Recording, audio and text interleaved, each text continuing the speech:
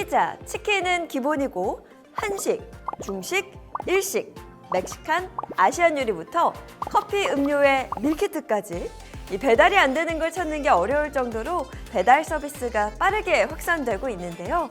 전국적으로 이 배달 서비스 월 평균 이용자가 3천만 명에 가까워져서 이젠 집에서 외식한다는 개념이 보편화되고 있습니다. 그런데 이용하는 고객들의 편의는 높아졌지만 정작 외식 산업 전반의 수익성은 악화되고 있다고 합니다. 더 쉽게, 더 많이 이용하는 만큼 수익이 늘어난 것 아닌가? 라고 생각하실 텐데요. 의외의 결과죠.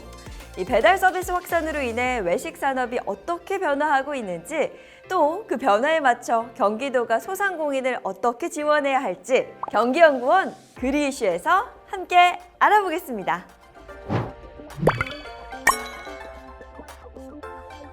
저기요, 주문할게요. 사장님, 이모.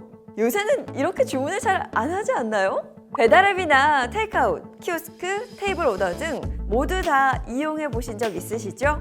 오프라인보다는 온라인, 직접 주문보다는 비대면 혹은 자동화. 요즘 외식 산업이 겪고 있는 변화의 물결인데요.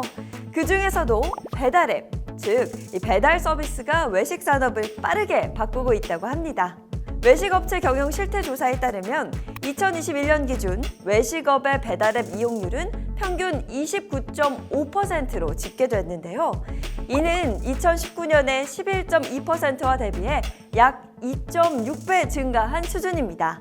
초기에는 이 배달앱 이용이 치킨, 피자 등 일부 업종에 편중되어 있었는데요. 그런데 코로나19를 거치면서 대다수의 외식 업종에서 배달앱 이용이 보편화되었다고 해요. 경기연구원이 경기도 내 108개 외식업소를 대상으로 설문조사를 진행했는데요. 배달 서비스 도입률이 무려 86.1%에 달하는 것으로 나타났습니다.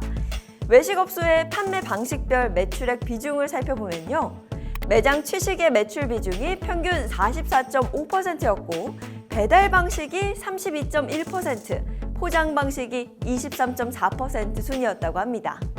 매장 취식, 배달을 같이 취급하는 음식점인데도 매출 비중이 절반에도 못 미치고 있는 건데요.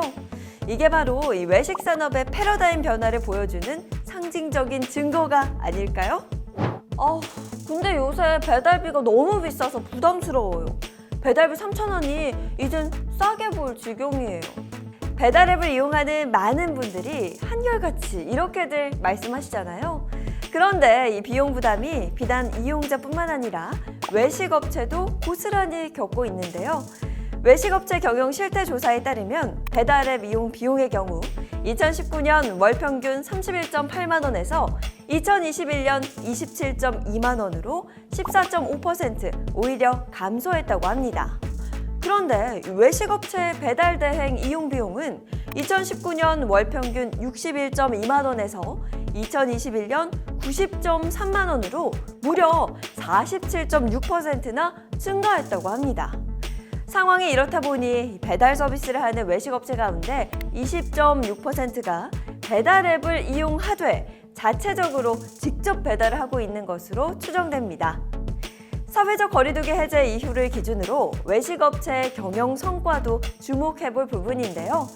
전년 대비 매출 증감률 조사 결과 접객 위주 판매 형태 업종의 매출액 증가율이 평균 10.47%인데 반해 배달 위주 업종은 3.11%, 포장 위주 업종은 2.08%로 큰 차이를 보였습니다.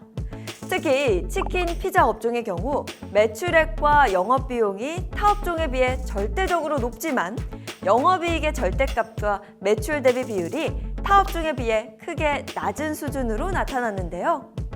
이 배달 서비스 확산에 따라 외식업의 시장 확대 효과가 크다고 보여지지만 배달앱 광고비나 배달 대행 배달료, 신규 진입 경쟁자 등 외식업체 간 경쟁 비용이 증가하는 효과가 더 크기 때문에 이 배달 의존도가 높은 업종의 경우 오히려 수익성 악화를 겪고 있는 겁니다. 말 그대로 외화 내빈인 거죠.